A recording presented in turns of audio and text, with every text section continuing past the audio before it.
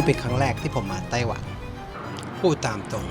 ผมไม่รู้ว่าควรจะคาดหวังหรือว่าจะเจอกับอะไรที่ผมได้ยินมาคร่าวๆก็มีแค่ไต้หวันก็เหมือนจีนเวอร์ชันญี่ปุ่นหรือญี่ปุ่นเวอร์ชันจีนอะไรทำนองนั้นถึงตอนนี้ผมก็ยังไม่รู้ว่าการที่มาเที่ยวไต้หวันครั้งแรกครั้งนี้จะเป็นยังไงแต่ตอนนี้ผมบวกหนึ่งให้กับอาหารมื้อแรกก่อนก๋วยเตี๋ยวเนื้ออร่อยมากหลังจากเก็บกระเป๋าเข้าที่พักเวลาก็เหลือแค่ช่วงบ่ายแล้วจะไปเที่ยวไหนหลายๆที่หรือไกลๆก็คงไม่ได้ผมก็เลยลองไปที่จีหลงที่นั่น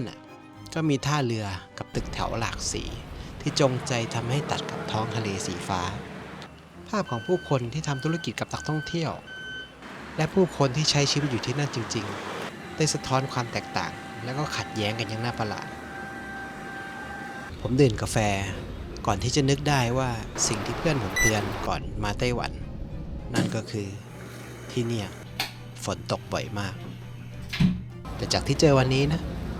ฝนตกฝอยๆไม่ถึงชั่วโมงที่เพื่อนผมเตือนมาจะโอเวอร์ไปก็ได้โอเคผมจะคิดผิดไป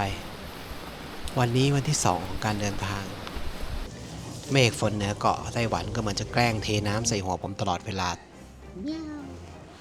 ผมได้หลบอยู่กับเจ้าแมวตัวหนึ่งหลังจากเวลาผ่านไปไม่นานผมก็คิดว่าถ้ารออยู่อย่างนี้ก็คงไม่ได้เที่ยวไหนแน่ก็เลยตัดสินใจลุยต่อทั้งแบบนั้นจนมาถึงที่จิ๋วเฟินผมถึงได้รู้ว่าการที่ฝนเทลงมาทั้งวันแบบนี้มันก็ได้สร้างฉากบ้านเรือนบนเขาให้เต็มไปด้วยหมอกราวกับเสกว่าทุกอย่างกำลังลอยอยู่บนก้อนเมฆไปซะแล้ว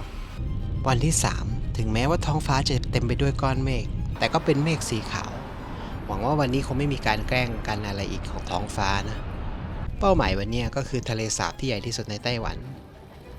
ใหญ่ถึงขนาดที่ว่าผมต้องนั่งเรือเป็น10 นาทีกว่าจะทะลุมาถึงอีกฝั่งหนึ่งได้ซึ่งต่อให้มองจากกระเช้า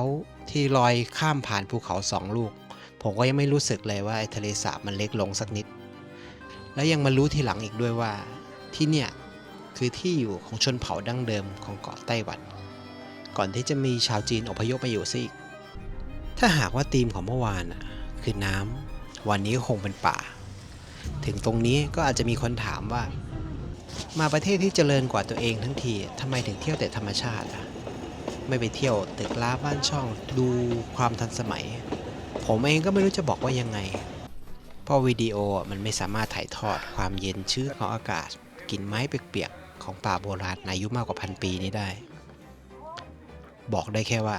ผมคิดนะว่ามันคุ้มกับ1 วันที่จะมาที่นี่วันนี้ก็เป็นวันรองสุดท้ายแล้วที่นี่คือเมืองท่าแห่งศิลปะ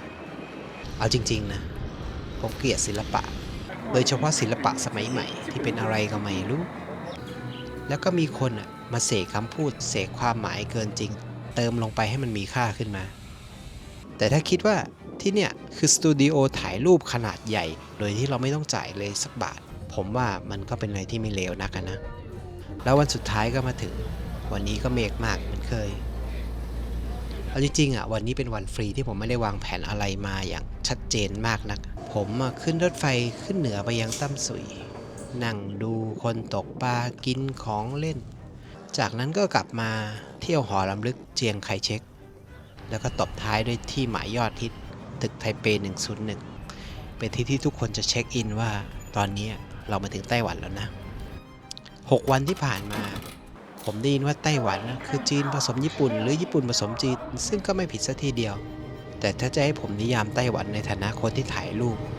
ผมว่าไต้หวันก็คือรูปถ่ายที่ผ่านการดึงคอนทราสต์ขึ้นจนสูงสุดที่เนี่ยเขาดำเนินชีวิตอย่างเร่งรีบแต่ก็มีความเชื่องช้ามีความเป็นโมเดิร์นซิตี้แต่ก็ยังมีสถาปัตยกรรมดั้งเดิมอยู่